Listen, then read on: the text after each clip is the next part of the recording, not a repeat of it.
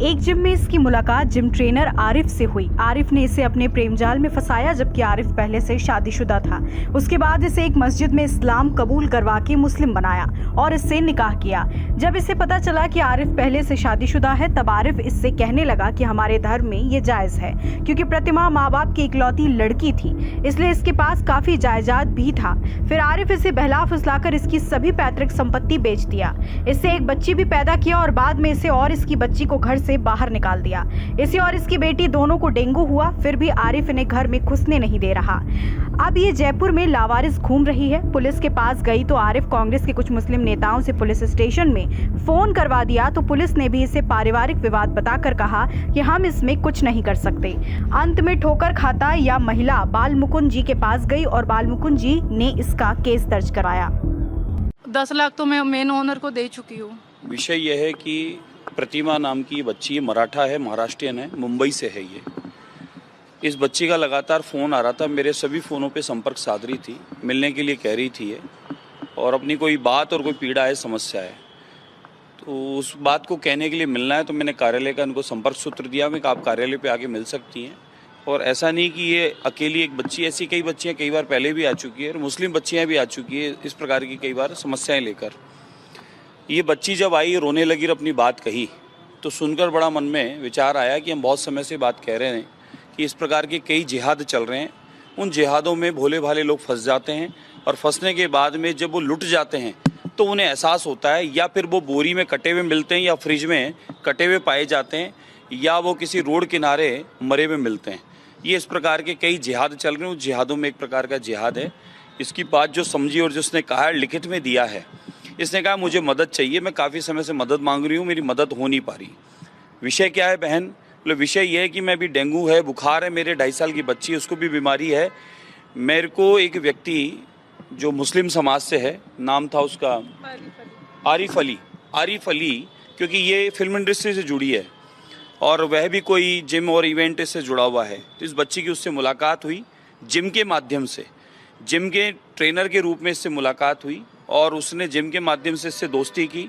और दोस्ती करने के बाद में अगर निकाह नहीं करेगी, उसके साथ नहीं रहेगी, तो उसने इसको कहा मैं सुसाइड कर लूँगा। और 3 बार अटेंड भी और 3 बार उसने ऐसी नौटंकी की कि जैसे नहीं मिली तो मैं पता नहीं क्या कर लूँगा। जो फिल्मों में ऐसा बताते हैं, 2.5 घंटे की फिल्म में जो झूठ बताते हैं, वह झूठ को इसके सामने प्रेजेंट किया। बच्ची ने उस बात पर उससे एक्सेप्ट किया।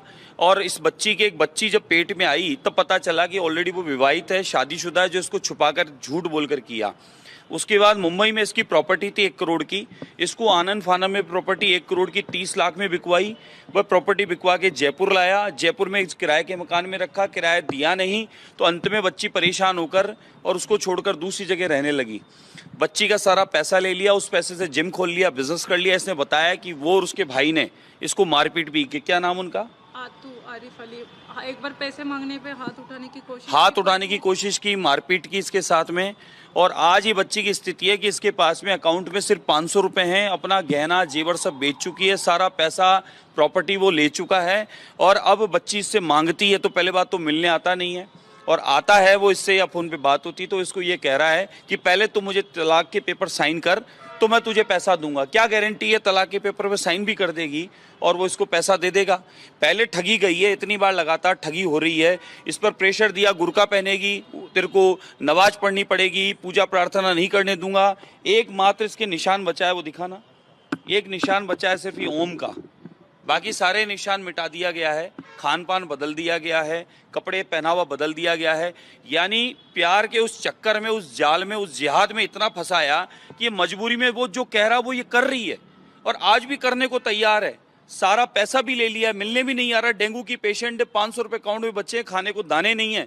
2 माँ बाप बूढ़ों की जिम्मेदारी इसकी है, एक बच्ची 2.5 साल की इसकी जिम्मेदारी है, और ऊपर से वो इसको आज ताड़ना दे रहा है, प्रताड़ित कर रहा है। तो सीधा सीधा जिहाद का मामला है साहब। इस प्रकार से भोली भाली बच्चियां, महिलाएं फंस जाती हैं, फंसा दिया जाता है, उसके बाद में टुकड़े करके बोरियों में डाल दिया जाता है। और ये उससे पहले अपने आप को बचाती हुई मेरे पास, मेरे कार्यालय खुद आई है। मैं जानता भी नहीं था इसको। पूरा दिन बैठी रही है ये। मैंने सोचा कि हो सकता है इनका आपसी झगड़ा हो, सुलझ लेंगे। पूरा दिन बैठी रही है ये, पूरा दिन बैठने के बाद मैं इसमें कहा भाई, तो बोले नहीं मेरे को तो न्याय चाहिए, इंसाफ चाहिए, मेरी मदद करे हुई है।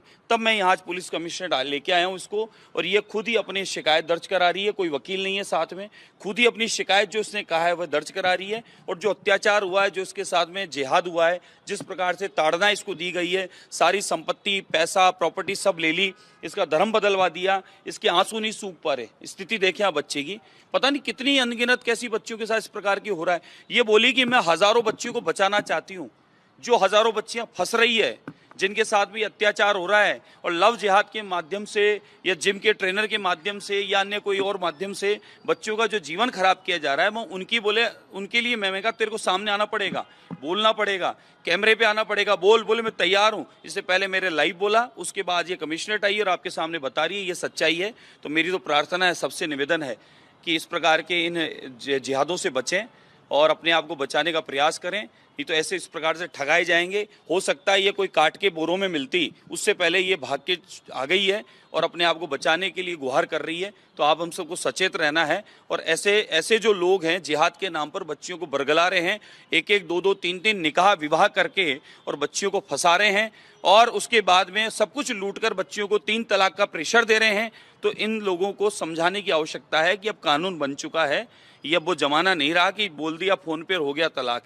अब कानून है, उसका तरीका है, उसका अधिकार है। अब मुस्लिम बहनों को भी अधिकार मिल चुका है, उनको इस प्रकार से आप तलाक देकर आप उनका जीवन नर्क नहीं बना सकते। बिल्कुल, मैं साहब के पास आया हूँ, मैंने कहा है कि साहब इसको, बच्ची को डर भी है, इसको सुरक्षा भी दी जाए।